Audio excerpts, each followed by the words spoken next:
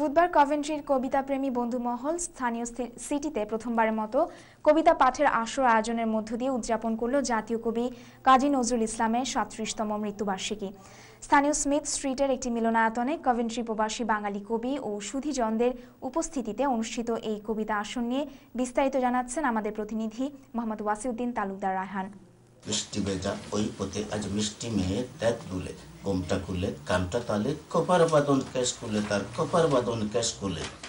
কবিতার মধ্য দিয়ে মুক্ত প্রাণের বিকাশ ঘটানোর প্রত্যাশায় কভেন্ট্রি কবিতাপ্রেমী বন্ধুমহল বিদ্রোহী কবি নজরুলের মৃত্যুবার্ষিকী উপলক্ষে আয়োজন করে এক কবিতা পাঠের আসর।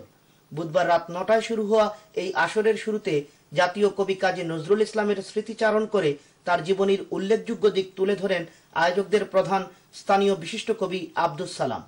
প্রথমবারের মতো কভেন্ট্রিতে অনুষ্ঠিত এই কবিতার আসরে নজরুলের কবিতা ছাড়াও উপস্থিত কবিতা চর্চাশীল সুধীজনেরা স্বরচিত কবিতা আবৃত্তি করেন।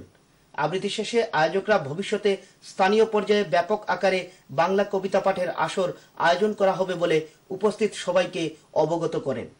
অনুষ্ঠানের শেষে এটিএন বাংলা ইউকের পক্ষ থেকে স্থানীয় প্রতিনিধি কবি আব্দুস সালামের হাতে নজরুলের কবিতার বই উপহার হিসেবে তুলে দেন। Wasiuddin Talukdar Raihan, ATN Bangla news, Coventry.